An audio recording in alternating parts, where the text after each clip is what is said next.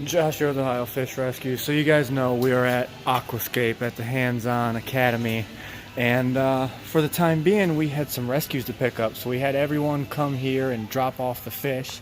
Greg was so kind enough to let us park inside of his loading docks so the fish can stay warm. So what we got here we've got 8 different turtles. We've got some red ear sliders, we've got some yellow bellies, and down here we've got a bucket full of fish, and we've got more coming.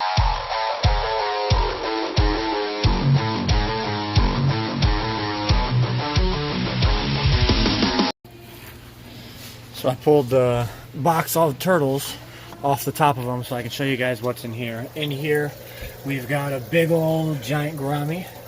Of course, we always get our pacus. We got 2 of them this time. And right here is a big leporanus. These guys are known for jumping a bunch, but that's 4 fish of many that we're picking up. I went ahead and got some air on them so these guys can be a little less stressed. So I told you we're here at Aquascape. What we're doing, you guys probably just seen the video of us at the Hands-On Academy, but they build all sorts of water features. They've got pondless waterfalls, just absolutely beautiful. You've got these variations over here, and of course you've got your spillway bowls, and you've got these basalt rocks here. Just classy looking water features that create the look and the sound of waterfalls running in your back garden. So here we are, it's at midnight. We just got back home, but we're getting ready to go ahead and unload these guys. We got them fish I was talking about earlier, of course the turtles. And we do have a surprise for you guys in this tub. I can't let you see it, but we picked up a new surprise fish that you guys will see where it'll be going. So I do believe I told you guys we had a surprise fish for you. Well, you can't quite see him yet, but he's in here quarantining. Oh, what the hell. Let's go ahead and see him. So this guy right here, he is a Xanthate Tilapia. Now you guys might say, he's a common tilapia bred for food, but he is a color morph, and I've actually never seen one. So I thought this guy was pretty darn cool, and I thought, he's pretty big. He can go right in the 2200. So we went and we stopped by one of Greg's buddies that was right down the road. He's shutting down his whole fish room breeding business, and he's wanting to have us take all of his African cichlids and tanks and everything like that. But while I was there, I seen this guy. I said, this guy has to come home with me today.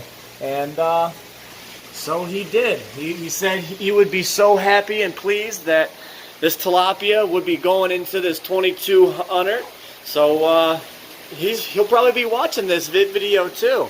So here we go. We've got this 2200. As you guys can see, the tank is way clearer than you guys have ever seen it. And there's a reason for that. So this whole time we've had this 2200 gallon tank running, my dad had tasked my mother with putting in the socks into the sump. And she assured us that they were put in the right way. And I was actually getting frustrated with how dirty this tank was. And look at that red Oscar right there. This is an albino red, and the colors on this guy is just amazing. But yeah, so I was disgusted with how dirty this tank actually looked, and I got under that there myself. Now if you guys can see, that is 16 foot of tank, and you can see them fish on that side ever so clearly. Now I do got to clean my windows a bit because I've been slacking. We've been out of town. Just so you guys can see, all them fish you just seen are now on this side of the tank. So the water is crystal clear. So I had to get my big self underneath this tiny little stand, and I had to get into the sock table. And I come to find out that none of the socks that my mom put in here were actually put in correctly. So I had to get in there, take all the socks out.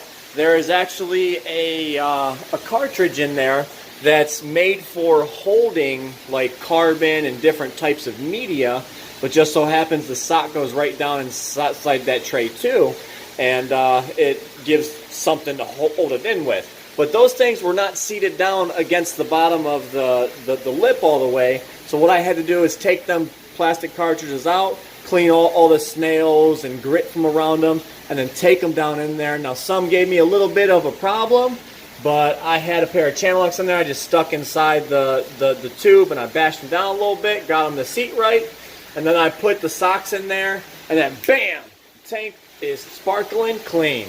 So right now we have this big leucistic gourami. We have that albino red, but as soon as we put him in here, his color kind of turned to mud, but you guys can see he does have the red eyes, and you know he's hiding behind the gourami, but he does have the red eyes, so he is an albino. We have this albino red. We have that big 24-inch or so albino channel cat. We have a xanthate channel cat right here, another albino. We have two true albino giant gouramis. We have the albino iridescent shark. We have the pleco right there. We have the albino Chinese whales, albino clown knife, and of course the platinum red tail. You can't forget that beauty, and he's wanting to come up to the camera again. So over here you guys might be thinking, well, where is Oscar de la Hoya? Well, he's right down there. I had to separate him for just the time being because he was getting beat up by one of the gouramis, and I put the other Oscars in there and now they've been fine. So I'm going to put him back in when I put this Xanthate Tilapia in there. So I think that'll add a lot of color and a different type of fish to this tank. And I think it'll be pretty good. But this Leporanus right here, he's going through quarantine with the tilapia.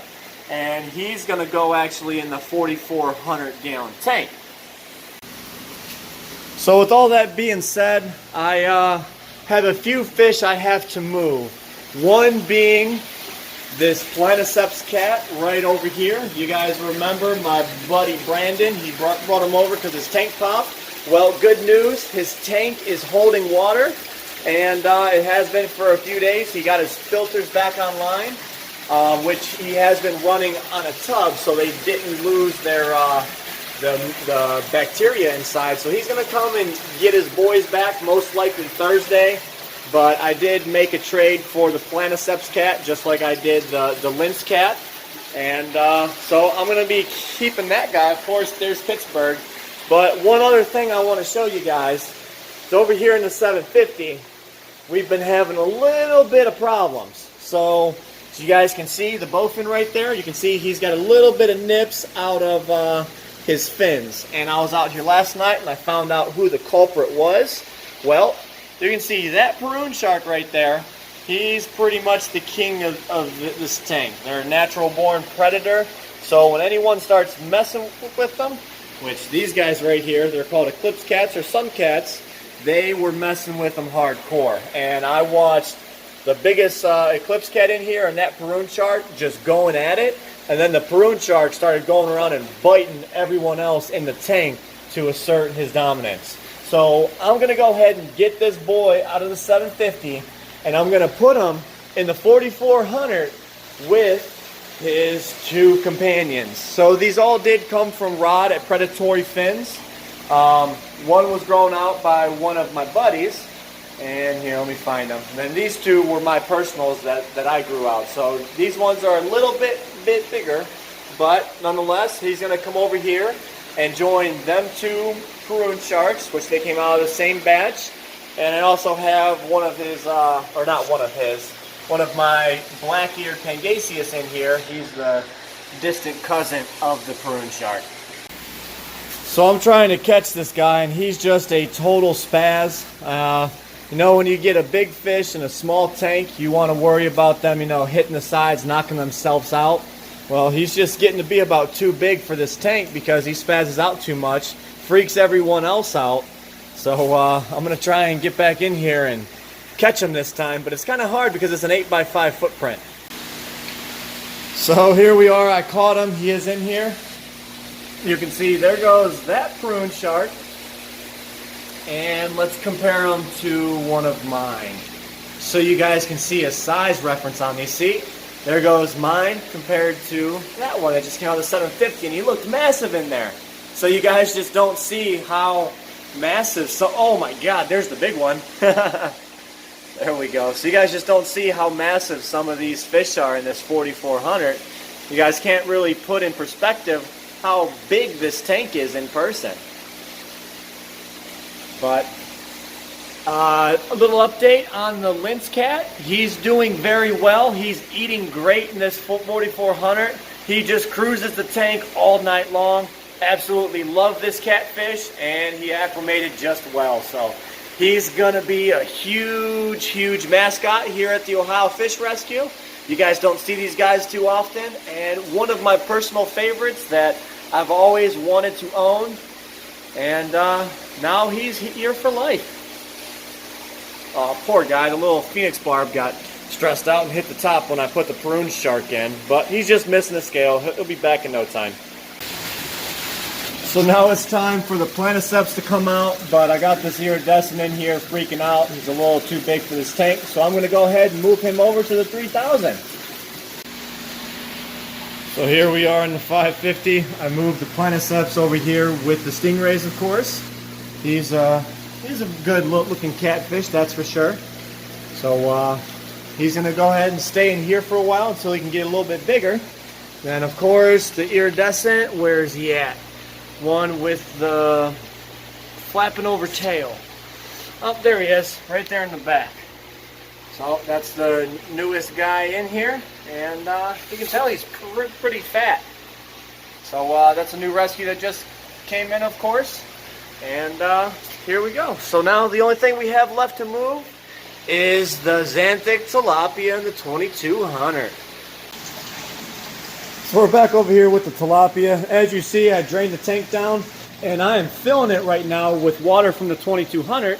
That's dual purpose. A, these guys get a water change, and B, it's now acclimating him to the 2200 water, so I can just reach in there with the net, pick him up, and plop him right in his new home. I'm going to go get the ladder set up, and we'll be right back. So here we are. Time to catch this guy and get him into the 2200. Oh, of course. Giving me problems in this tiny little tank. Come on, buddy, you're coming with me. Alrighty. Now, let's get him out and into his new home. Here we go. Into your new home, buddy. Your forever home. Bam. Look at him. Beautiful fish in a beautiful tank with other beautiful fish. Now I expect him to get very, very, very, very big in this tank. Now that just adds just one more, attraction to this tank. Man, I just can't get over how clear and beautiful this tank has been ever since I fixed the socks. Doesn't even look like there's water in it. You just see them bubbles and everything. Ooh. They're getting into it a little bit. You guys got all this room. You guys better work it out. Now, I do have two more Oscars, like Oscar de la Hoya. He has just been an albino tiger Oscar. There's one in here and one over there in that tank. They're going to go through some more quarantine before I feel safe adding them into my 2200. So in a few days, we can put them Oscars in there. And I might catch this Oscar back out and go ahead and find a new home for him. But, I do appreciate you guys for taking the time to stop by and watch today's video. I hope you guys enjoyed it. It was kind of all over the place. We were in Chicago, here, moving fish, doing this, doing that. But I will leave you with this awesome tank with some beautiful fish in here. We got a new inhabitant, so I hope he stays happy. I hope the guy who donated is actually watching. Your boy is in his new home. So, as always, stay fishy, my friends.